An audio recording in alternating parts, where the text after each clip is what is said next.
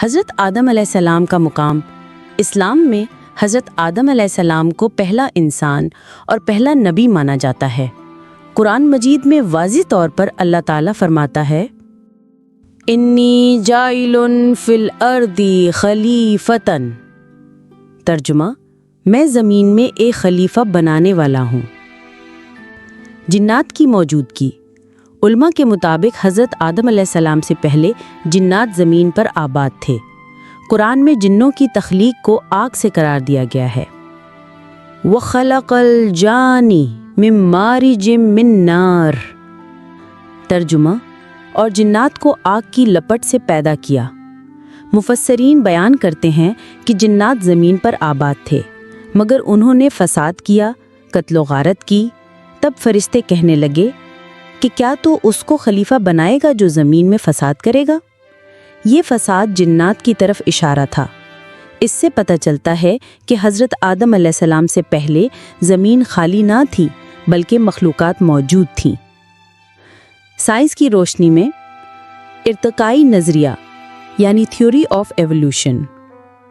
Science کہتی ہے کہ انسان ایک ارتقائی عمل کا نتیجہ ہے جو لاکھوں سالوں پر محیط ہے۔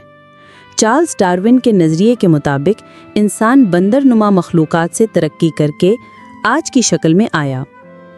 لیکن یاد رکھیں، اسلامی عقیدہ ارتقاء کو جزوی طور پر مانتا ہے، جیسے جانوروں میں تبدیلیاں، مگر حضرت آدم علیہ السلام کو خاص مخلوق قرار دیتا ہے۔ انسان سے پہلے کی زمین کی عمر تقریباً 4.5 ارب سال مانی جاتی ہے۔